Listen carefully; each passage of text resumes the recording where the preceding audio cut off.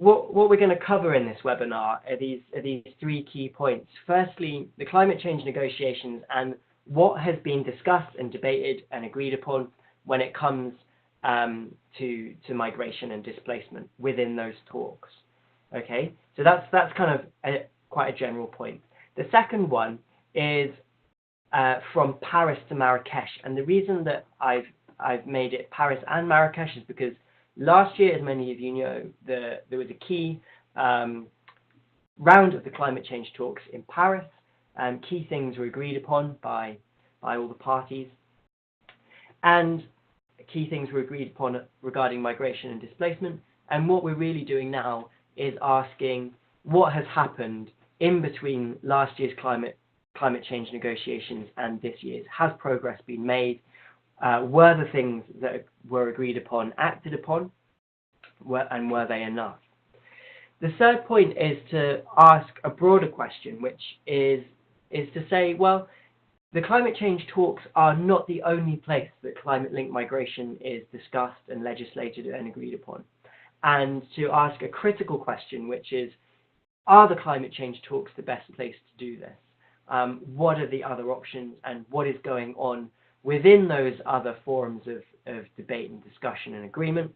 Do they compete with each other? Do they complement each other? And how can we navigate our way through what is now quite a large array of other places where this issue is debated by states? So those are the three things that we're going to try and cover. So first, let's look at the climate change negotiations and migration. I think the first point is to say that in some ways the climate change talks are a logical place for climate-linked migration to be addressed. And there are a few key reasons for this. The first is sort of obvious in a way. If we're talking specifically about climate-linked migration, then, well, perhaps that should be discussed as one of the key impacts at the international climate change negotiations. So, for example, other kinds of impacts of climate change are debated at these talks. A huge amount of debate and effort and agreement goes into thinking about how some of the other impacts of climate change are going to be addressed at these negotiations. And given that climate change does hold the power to reshape patterns of migration and displacement, it is, I think, right that migration and displacement linked to climate change are discussed within this framework of talks. So there's been some debate in the past about, should migration and displacement be within these negotiations at all? The reality is now that, well, whatever our opinions might have been in the past, it is now part of these negotiations. And I think that it is right, given the impact that climate change could have on patterns of migration and displacement, that it has a place in these negotiations. The other key advantage is that the climate change talks, the Conference of the Parties, as it's called, is already a framework with an established calendar, an established way of states reaching agreement, an established set of negotiations and different fora for doing this in. And what that means is that, supposing we want all the governments, all the states of the world to reach some kind of agreement that helps them deal with climate-linked migration, one option would be to try and set up an entirely new process, to bring states together in an entirely new process to meet and talk and discuss and then reach agreement. Now, that could be an extraordinarily cumbersome process. It would involve establishing a whole new apparatus, a whole new set of meetings, a whole new set of ways of states working together on an issue. But what the climate change negotiations present us with is an existing, established framework for doing that. So in many ways, adding the issue of climate-linked migration into this existing process is a shortcut. It means that all of that groundwork doesn't have to begin again. It means that there are already a set of talks, of kind of key principal talks that take place every year in November and December. And in between those talks, there are what are called intersessionals, or kind of in-between sets of negotiations where more kind of minute detail can be hammered out. Now that's already set up. So to add climate-linked migration into that means that there is already this framework for states to try and reach agreement, and that groundwork doesn't have to be done all over again. The final key point that I think is an advantage of using the climate change talks to discuss climate-linked migration is that there is already a good level of buy-in from most of the world's countries.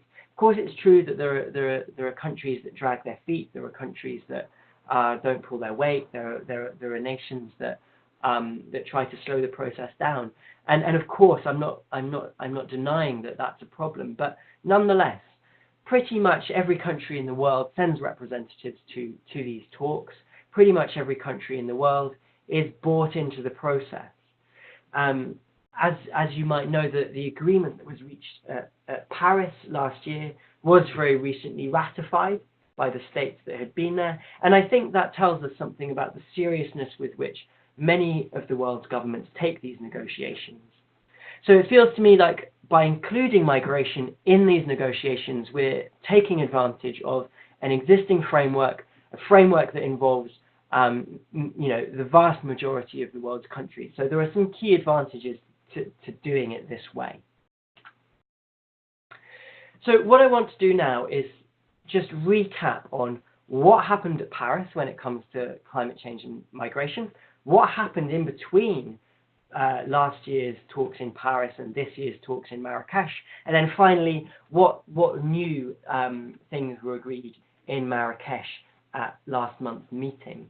So in many ways, the agreement in Paris last year was a monumental agreement. I don't think we can deny that. For the first time, governments had come together and they reached an agreement on tackling climate change and its consequences and how to adapt to it.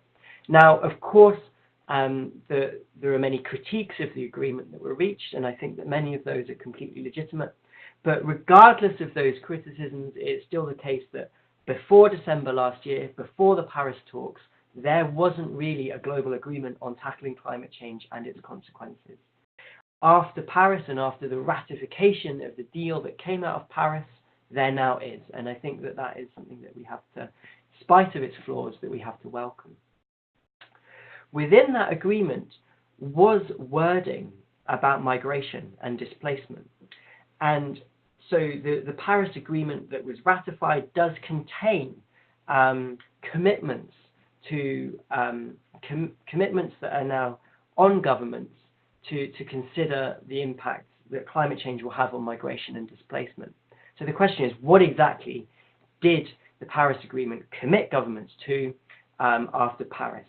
Well, the short answer is in some ways not very much. And I think although it's important to welcome the fact that something was agreed on migration and displacement, it's also important to recognize exactly what it was. So what the Paris Agreement committed states to, or more broadly what it committed states to being involved in, was the establishment of a task force. So it didn't commit them particularly to any new funding into any particular concrete ways of dealing with migration and displacement linked to climate change. What it committed them to was the establishment of a task force whose job would be to investigate what the impact would be.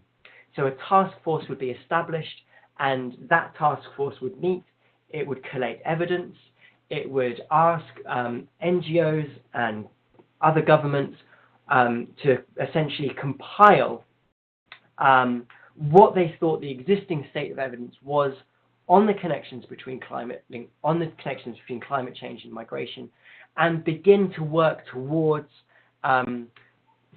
thinking and negotiating about what that entails, what that means that they might have to do in the future. Now, to me, I think, although that might sound like it isn't particularly concrete or it isn't as ambitious as we might have hoped, nonetheless, of course, acting on this, addressing climate-linked migration, should, of course, begin with an examination of where we are now and what the evidence is and what this issue means for various countries. So in a sense, although it might have sounded like we might have wanted something to happen faster, we might have wanted it to be more concrete, I think the establishment of a task force to investigate and collect evidence was a logical first step, and that is what the Paris Agreement committed states to. So, what happened after Paris? Well, the establishment of the task force did take place, and I think that's very positive. And there was a call for evidence. States and NGOs did, in fact, meet and discuss what this would mean, and various academic institutions, governments, civil society groups submitted evidence from their research and from their experience on what this issue was going to entail. So, and review of the evidence did happen, and I think we have to recognise that was an important step forward. The task force does now exist, and it did do what it set out to do, or what the Paris Agreement committed it to. So, what happened at Marrakesh? Well, essentially at this point, the task force and what it had collated was presented to the conference in Marrakesh, and at the end of the Marrakesh conference, the end of that round of talks, a further commitment was made, or perhaps there's a debate about whether this was a further commitment or whether this was a kind of reaffirming and building on the existing commitment. But what I've got here is the text of actually what came out of Marrakesh that we can have a look at now. I'll just read this out really quickly. So it encourages parties in this context means states, means governments, encourages parties to incorporate or continue to incorporate the consideration of extreme events and slow onset events, non-economic losses, and here we are, displacement, migration and human mobility, and comprehensive risk management into relevant planning and action as appropriate, and to encourage bilateral and multilateral entities to support such efforts. So really what this commits governments to, or what it perhaps more accurately encourages governments to, is to examine the whole array of consequences of climate change, the whole array of what might happen to a particular community, a particular region, or a particular country, including what might happen in terms of displacement, migration, and human mobility, and to act on that appropriately, and to continue to act bilaterally, so between governments, and multilaterally, so in smaller sets of negotiations between states on these topics. So I hope what I've done there is give you a sense of what happened in Paris, what happened between Paris and Marrakesh, and then what's come out of Marrakesh. What I want to do now is ask a few key, if you like, critical or perhaps analytical questions about this. So this is the point of the webinar where I'm not just offering an account of what has happened. I'm sort of asking these questions about, is it good enough? Is it appropriate? What kind of analysis should we apply to this in order to try and tease out what might need to happen next, and think about it a bit critically. So I think one of the key critical questions is, well, I've outlined what's happened, but a key issue is it happening fast enough? I think it's correct to say that climate change is already reshaping patterns of migration and displacement. This isn't a kind of future scenario. This isn't something that's going to happen in 3 decades or 4 decades' time. I think the evidence really points to this being a live issue, right? People at the moment are being forced from their homes, are being forced to migrate by the impact of climate change. And as climate change is already reshaping those patterns of disasters, we can say that, well, climate change is already reshaping patterns of migration and displacement. So for the key negotiations to be saying, okay, well, we're still considering the evidence, we're still bringing together a task force to think about what this means, we're encouraging states to kind of think and plan about how to deal with this. I think you can make a good case that although everyone involved in the negotiations, especially the most vulnerable states, feels like they're probably pushing this as fast as it can go, there is a sense that this is already happening, and no matter how quick the climate change negotiations address it, you can still say, well, it's going on right now, and we're not seeing any concrete action coming out of it. So in a sense, we could say that it's happening too slowly. I don't want that to be a case for throwing our hands up in the air and saying, well, it's all hopeless, all is lost, this isn't working. But I think it also means that we shouldn't sit back and go, okay, job done, everyone. It's being debated at the climate change negotiations, so we can, take our foot off the accelerator. We can sit back. This is being done. I think the correct response is somewhere in between, which is to say, yes, it's great that this is happening, but the urgency remains, and that sense of urgency needs to remain a key driver of progress on migration and displacement within the talks. A second key issue, and I think this is one that in a way applies to every aspect of the climate change negotiations, and in fact it probably applies to every aspect of other international negotiations on almost anything. And this is who gets to decide. Who are the powerful players within a set of negotiations? Who's calling the shots, in other words?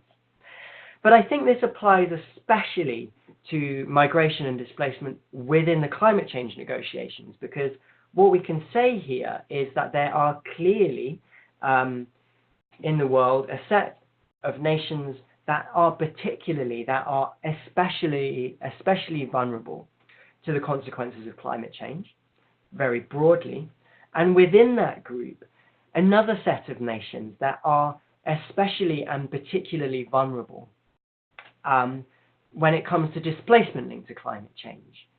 And I think it is right for us to look at these negotiations critically and say, are their voices being heard? Are these agreements and what comes out of them being shaped by the demands and the concerns of the countries that are going to be affected most? And I think that the answer to that is that, well, yes, it is true that many of the most vulnerable countries are represented at the climate change negotiations. But within the climate change negotiations, there is an imbalance, there is an inequality there. And that often plays out through the size of the negotiating teams that countries are able to send. So if you look at the negotiating teams that, say, the European Union, the UK, the US, Canada, take to the talks, they often number in the hundreds, hundreds of negotiators and civil servants there to make the case and represent the concerns of the most wealthy countries. And what often happens is that because many of the most vulnerable countries are also currently the poorest, they simply don't have the resources, the time and the money to send as many negotiators and put as much investment into each round of the talks. And that means that their concerns and the interests of those most vulnerable countries are often not the primary voice that is heard within those negotiations. Now, I think that applies especially also to the countries that are most vulnerable when it comes to climate-linked migration and displacement. So, although progress is being made, we need to continue to ask, are the concerns of the most affected countries being heard? And what can be done to amplify those concerns? What can be done to back up the concerns and the interests of the parties that might not be being heard within the climate change talks? Finally, I think we need to look at this issue of loss and damage. Now, to some extent, quote unquote, loss and damage has become yet another element of jargon within the climate change negotiations. So we need to unpack a little bit about what this phrase means. And essentially, what I find the easiest way to understand this issue of loss and damage is that there are three things that the climate change negotiations are trying to do. The first one is persuade governments persuade states to reduce their emissions, to reach some agreement on who is going to reduce their carbon emissions, by how much and by when, and who is going to pay for the investment that is required to make those reductions in emissions. The second thing is to examine this issue of adaptation, right? So there's an acceptance that some climate change, some warming is already quote unquote baked in. Basically, because of the emissions that we have already made, the planet is going to warm by a certain amount, and there is little we can do to prevent that warming. Even if we reduced our emissions very dramatically, very quickly, there is some warming that is going to happen, and there is going to be a requirement to adapt to that because it can't be stopped. So the adaptation question is, how do we adapt? What does that entail? And crucially, who pays for it? But this is where loss and damage enters the frame. There is also now an acceptance that there are some things that can't be adapted to. There are some things that are going to happen as a result of climate change that no matter how much money we spent trying to adapt to them, it would nonetheless be impossible to adapt to those kind of changes. And the things that are affected by those unadaptable changes are what is included in this idea of loss and damage. It is essentially things that no matter how much we try to adapt will nonetheless constitute a loss, so something that is destroyed or damaged, something that is harmed by climate change impacts, no matter how much we try to adapt and no matter how much we reduce our emissions by. Now, you may be wondering why I'm kind of going into this explanation of loss and damage. What has this got to do with migration and displacement? Well, the key thing is that migration and displacement are discussed within this area of loss and damage. Migration and displacement are negotiated on as something that cannot be adapted to. They are defined as a loss. They are defined as a damage. They are defined as something that is an unavoidable harm to a state or to a community or to the people within that nation. Now, I think that's entirely right. Of course, being forced from your home, constitutes a damage. It constitutes a harm. The destruction of that home and the fact that people have had to move is, it seems appropriate that's where this is discussed and this is debated, and how it's responded to is discussed within this framework of loss and damage. But the key issue that I think this raises is, all right, well, what's really being proposed to address loss and damage? And the way it's discussed is essentially as compensation. So really what's going on here is that some of the most vulnerable countries are making the case that there should be financial compensation for the things that they can't adapt to, for the damage that is caused to their communities, to their people, and to their country. Now, I think that that's entirely correct. Of course, that kind of compensation should exist. The issue of considering displacement and migration within that is, in some ways, it kind of narrows how we're responding. It narrows how we're responding to climate-linked migration and displacement, and it says, well, the correct response, if there is going to be one, is essentially a transfer of money from one country to another. Of course, that transfer of money should exist. If people are displaced, if they're forced from their homes, if they're forced to move, and we are saying, as I think is correct, that in some ways the responsibility for the fact that that displacement has happened lies with the long-emitting wealthy countries, then of course there should be a transfer of money from one country to another. I think that's right. However, I also think that we can't simply say that the only response is a transfer of finance from rich to poor countries.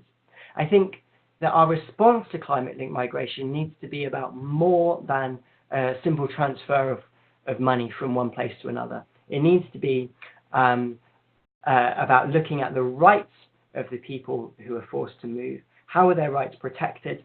And that's something that falls outside the sort of financial instruments that might be created by the loss and damage agenda within the climate change talks. So I think that's a kind of key issue of not necessarily of criticism, but a key issue where we need to say, yes, it's good that this is being debated within this loss and damage agenda, but that can't be the be-all and end-all. It needs to go further than that, and it needs to be not just about money, but also about rights. So I think that's a key point that we need to keep reiterating, even though much of the progress should be seen as positive. What I want to do now is just say something about climate change outside of, to say something about migration and displacement outside of the climate change negotiations. And what I want to do now is sort of make a short summary of the case, why it's good that migration and displacement are discussed with the climate change process, but then also present what I'm going to call the case against. Okay, and we've been over some of these points already, but what I want to do is kind of make a quick summary of them, because I want you to have them fresh in your mind as we go on to look at the other places that this issue is being talked about. So, okay, good reasons that migration and displacement are in the climate talks. Firstly, there's a high level of involvement. We've covered that most of the world's countries go and take part in these negotiations. Secondly, it's already happening. So progress is being made. We might argue that it's too slow. We might argue that it's not enough, but there it is. It's happening. States are meeting up. They're agreeing. They are, something is happening, and that's positive. Although the representation of many of the most vulnerable countries might be too small, their concerns might not be being heard, at least their participation is there. At least those countries are, in general, at the climate change talks, and they are represented there. We could imagine a worse scenario where, for example, this was an agreement that was just being made between a small set of the most wealthy, high-emitting countries, and the concerns of the vulnerable nations were not represented at all. So I think we need to be pleased that that representation is there, even if it isn't big enough or loud enough. The case against, I think, is that the climate change negotiations have been a very slow process. They've been going on for 22 years now. They just about reached an agreement after 21 years last year in Paris. So this hasn't been a quick process, and I don't think we should anticipate that what comes next is going to be quick either. The next point is that the climate change negotiations are, by their nature, a very international process. They are about governments agreeing amongst each other what to do about something. But the vast majority of climate-linked migration is going to be internal. People are not going to cross an international border. They're going to stay within their own country, and they're going to remain the responsibility of the country that they are already a citizen of. So in many ways, this is also a domestic issue. It's an issue that countries need to deal with internally. It's an issue that governments need to make policy on and act on, within their own country as well. It isn't enough for countries to agree a kind of overarching global deal. It's also the case that countries need to look at exactly how this is going to affect them. People are going to move internally. How are they going to deal with that? Of course, it's right that they receive international assistance, but nonetheless, there is a key domestic policy and legal issue here that needs to be addressed. And a vast international negotiation is not the place for that to happen. It's an issue for domestic policy making and law. The third topic is that the climate change negotiations are not a place that really can reach an agreement on what we call legal protection. And what legal protection means is how the rights of people who move are respected. How are their human rights protected, and how are their existing rights protected if and when they're forced to move. Now, the climate change negotiations are there to meet a kind of very different kind of goal, which is about essentially reaching kind of international cooperation and international agreement about the transfer of finance and commitments about reducing emissions. They're not geared up for reaching agreement on legal protection and human rights. So I think this raises the question, okay, the climate change talks can deal with some of what needs to happen around migration and displacement. And we've seen some of that happen at Paris. We've seen some of that happen between Paris and Marrakesh. We've seen the actions that were agreed at Paris be started. We've seen progress made on them. We've seen more progress be made at Marrakesh, but nonetheless, what else needs to happen and what needs to happen outside of the climate change negotiations? And that's what I want to look at now. So there are already other places where climate-linked migration is being debated between countries. Okay, so the climate talks are not the only show in town when it comes to climate-linked migration and displacement. And what I want to do now is just look really quickly at three of the other key sort of international fora where this already is or possibly can be an issue. And the reason I want to do that is because I think what I'm saying here is that we need to keep pushing ahead on all of these things. And what I'm going to do as I look at each of them is try and explain how they fit in or complement or kind of plug the gaps that aren't being done in the climate change talks. The first one that I want to look at is what's called the Nansen Initiative. It started as the Nansen Initiative and it's now transformed into something called the Platform on Disaster Displacement. Now, this is very specifically set up to address this issue of legal protection, which I looked at before. So it's specifically set up to consider how the rights of people who move are protected. And it's specifically about the rights of people when they're displaced by disasters and by the impacts of climate change. So in many ways, this continues to perform a really important job, because while the climate change talks may not be geared up to thinking and agreeing on human rights, the Platform on Disaster Displacement and the Nansen Initiative very much is. It's specifically about trying to address this as a rights issue. Importantly, last year, they reached agreement, a voluntary agreement on what was called a protection agenda. Several hundred countries, by no means all countries, agreed to a voluntary code on how they will protect the rights of people who are displaced by climate-linked disasters.